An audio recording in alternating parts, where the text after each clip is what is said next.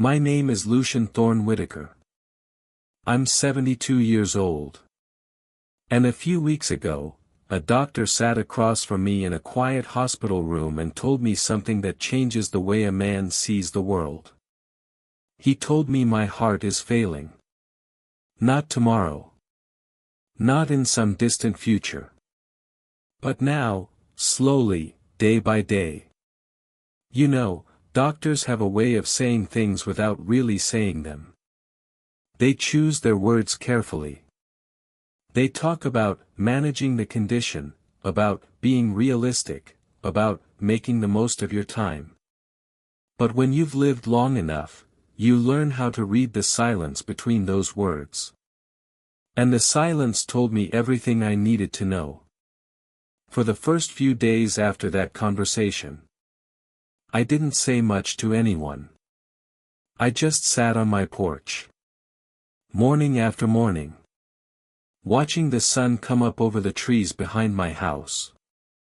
I've lived in that same house for almost 30 years, and I realized something that morning. I had seen that sunrise thousands of times. But I had almost never really watched it. Not like I did that day. Because when a man learns that his heart might stop sooner than he expected, he starts paying attention to things he used to ignore. The wind moving through the leaves. The sound of a screen door closing somewhere down the street. The way sunlight warms your hands when you hold a cup of coffee. Small things. Quiet things. The kind of things that used to pass right by me while I was busy thinking about work, money, responsibilities. All the things I thought mattered. I spent most of my life working. And I don't mean that in a poetic way. I mean long hours. Early mornings.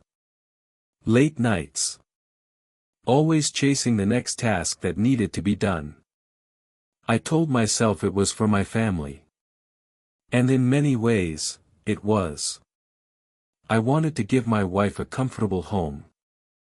I wanted my kids to grow up with opportunities one never had. So I kept working. Year after year. Problem after problem. Deadline after deadline. And if you had asked me back then whether I was happy, I probably would have said yes. Because I believed that happiness was something waiting somewhere ahead of me. Just a little further down the road. Once the bills were paid. Once the work slowed down. Once life became easier. But here's something nobody tells you when you're young. Life rarely slows down on its own. It just keeps moving. Quietly. Relentlessly. And if you're not careful, the years slip past while you're still waiting for the right moment to enjoy them. I remember one night about 20 years ago. My daughter had asked me to come watch her school play. Nothing fancy. Just a small performance in a crowded gymnasium.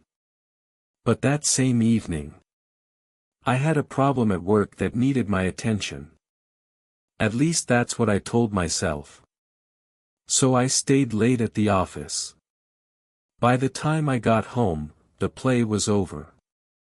My wife told me it had been wonderful. She said our daughter kept looking toward the back of the room, like she was expecting someone to walk through the door. I told myself it wasn't a big deal. There would be other plays. Other opportunities. More time. But life has a way of collecting those missed moments.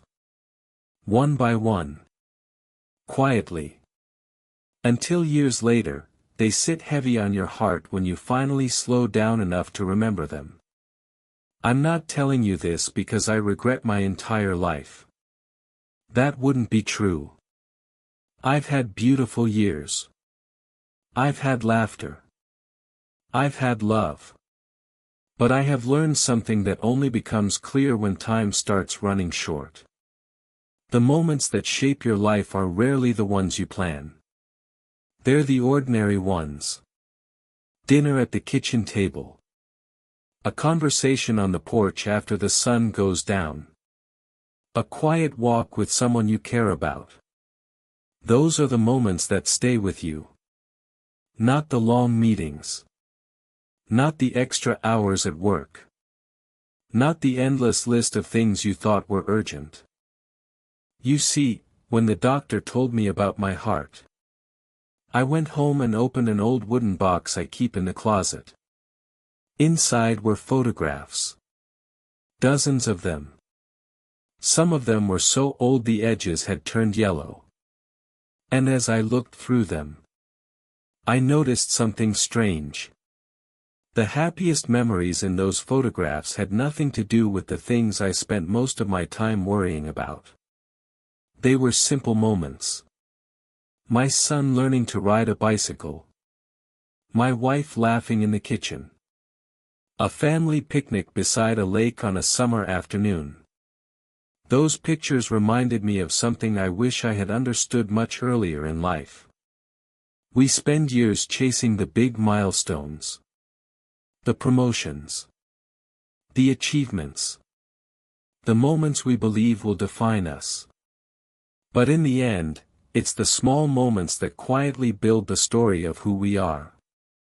And now, sitting here with a heart that doesn't beat quite as strong as it used to, I realize something that feels both simple and profound. Time is not something we own. It's something we are briefly given. And the way we spend it, becomes the life we leave behind. So if you're listening to me right now, wherever you are, whatever stage of life you're in, there's something I want you to understand before we go any further. Your heart is beating at this very moment. Steady. Faithful. Doing its job without asking for recognition. But one day, just like mine, it will grow tired. And when that day comes, the only question that will truly matter is this. Did you use your time to live, or did you spend it preparing for a life that never quite arrived? When a man learns that his heart is running out of strength, something inside him becomes very clear. The noise of the world fades. All the things that once seemed urgent, suddenly feel small. Arguments. Deadlines. The endless race to get ahead. None of it carries the same weight anymore. Because when time becomes visible, when you can almost feel it slipping through your fingers, you start asking different questions.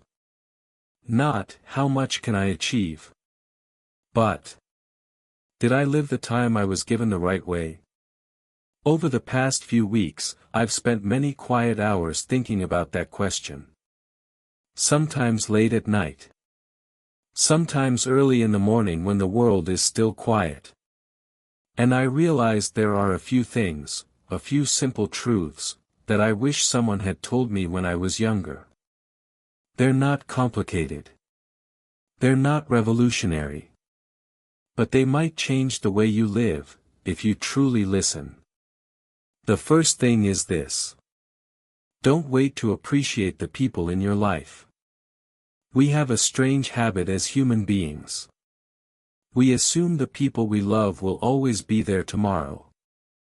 So we delay the phone call. We postpone the visit. We think, I'll spend time with them next week. Or next month. Or next year. But life doesn't promise us those tomorrows. If someone matters to you, let them know today. Not someday. Today. The second thing I've learned is that anger is an incredibly heavy thing to carry through life. I've seen people hold on to resentment for decades. Old arguments. Old betrayals. Old wounds that never fully healed. And what I've realized is this. Holding on to anger doesn't punish the person who hurt you. It punishes you. It steals your peace. It fills your mind with ghosts from the past. If I could go back in time, I would forgive people much faster than I did. Not because they always deserved forgiveness, but because I deserved peace. The third thing is something I wish every young person understood. Your worth is not measured by how busy you are. For years, I believed the opposite. I believed that being exhausted meant I was doing something important. That the longer I worked, the more valuable I became. But a life filled only with work is a very narrow life. You are more than your job. More than your income. More than your accomplishments. You are a human being with a heart, with relationships, with moments that deserve your full attention. Don't trade all of those things away for the illusion of success. The fourth thing is about time. Because time is the most misunderstood thing in the world. When we're young, we spend it carelessly. When we're older, we wish we had protected it better. Time is not something you can store away for later. You can't save it. You can't earn more of it. All you can do, is choose how to spend the hours you have today.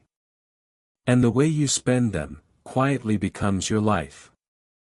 The fifth thing I want you to remember is this. Take care of your body. I know that sounds simple. Maybe even obvious. But your body carries you through every moment of your life. Your heart beats billions of times, without asking for thanks. Your lungs breathe for you every minute. Your body works faithfully, even when you ignore it. I ignored mine more than I should have. Too many late nights. Too much stress. Too many years believing I could push through anything. Eventually, the body keeps score. And one day it reminds you that strength is not endless. The sixth thing I've learned is about courage. Real courage isn't loud. It doesn't always look heroic. Sometimes courage is simply being honest. Admitting when you're afraid. Admitting when you're tired. Admitting when you need help. For most of my life, I tried to appear strong. But the truth is, the strongest moments in life are often the quiet ones. The moments when you allow yourself to be human. And finally, there is one last thing I want to tell you. Maybe the most important thing of all. Life is not something that happens later. It's happening right now. In this moment. In the room you're sitting in. In the breath you just took. In the heartbeat inside your chest. We spend so much of our lives waiting for the right time. The right job. The right house. The right moment to finally feel happy. But happiness rarely arrives as a future event. It lives in ordinary moments that most people overlook. A conversation with someone you love. A quiet evening at home. A walk outside when the air feels fresh and the sky is wide above you. Those moments may not look extraordinary. But together, they form a beautiful life. My heart may not have many years left. Maybe not even many seasons. But strangely enough, I don't feel as afraid as I once did. Because now I understand something that used to escape me. A meaningful life isn't about how long it lasts. It's about how deeply it is lived. So if you remember anything from what I've said today, remember this. Take the time to notice your life while you're living it. Call the people you love. Forgive the things that weigh on your heart. Slow down enough to watch the sunset once in a while. Because one day, far sooner than you expect, you might find yourself sitting where I am now. Looking back. And asking the same question I asked myself. Did I truly live the life I was given? Or did I spend it preparing for tomorrow, while today quietly passed me by. My name is Lucian Thorne Whitaker. And if my heart stops sooner than I hoped, I want these words to keep beating long after I'm gone.